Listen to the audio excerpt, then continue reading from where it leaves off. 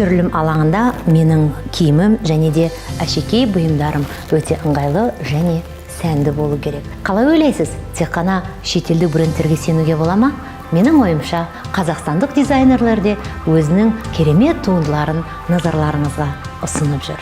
Егер сіз киім не әшекей бұйымдарының дизайнері болсаңыз, онда өз арманыңызға бір қадам жақын болыңыз. Дәл осы видеоның астындағы сілтемеге өте отырып, сіз толық ақпаратпен таныса аласыз. Мүмкін сіздің дизайныңыз нағыз қазақстандық брендке айналар. Мен қазақстандық өнімдерді таңдаймын.